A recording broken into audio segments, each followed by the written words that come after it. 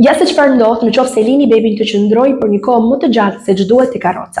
Tek bebushat të cilët janë më të vegjël se 1 vjeç, normalisht nuk sugjerohet që të kalojnë kohë të gjata në të njëjtin pozicion sepse ndikon në zhvillimin e tyre motorik dhe në mënyrën se si ata i arrin fazat të zhvillimit motorik.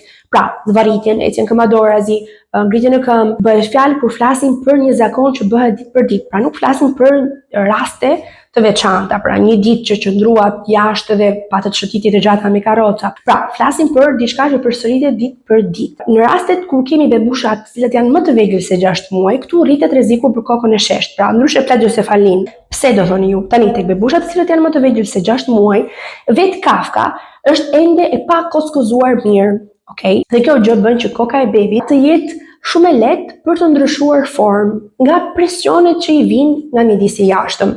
Dhe çfarë është një presion që vjen nga midisi i jashtëm? Nuk është gjë tjetër vetë se pra koka e cila mbështetet tek krevati, tek karroca, tek relaksi për një kohë më të gjatë se ç'duhet. Dhe nëse kjo gjë përsëritet vazhdimisht, koka e bebit sheshohet nga që kalon shumë kohë tek një njëjti pozicion.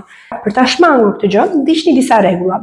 Rregulli i artë është pikërisht, pra bebi nuk duhet të kalojë më shumë se 1 orë kohë në të njëjtin pozicion tek karroca, pra pa ndërprerje. Rregulli i parë është nëse doni që të dilni shëtitje, sigurohuni të koordinoni kohën e gjumit të bebit me daljen që gjumin që supozohet që do ta bënte tek krevati, ta bëj te karroca.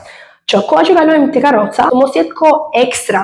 Dhe sigurohuni që kohën që bebi kalon në zgjuar të mos jetë në karrocë. Për në rastet e tjera, kur shohim që përdorimi apo qëndrimi i bebit në karrocë apo në krevat apo qëndrimi i shtrirë në kurriz po bëhet pjesë e zakonit ton ditor dhe rutinës ton ditore, atëherë duhet kompensuar dhe në videon e radhës ju tregoj pikërisht se çfarë të bëni për të kompensuar këtë qëndrim të gjatë të bebushit kurriz gjatë ditës dhe çfarë të bëni për ta kompensuar që të mos ndikojë në zhvillimin e tij motorik. Prandaj më ndiqni.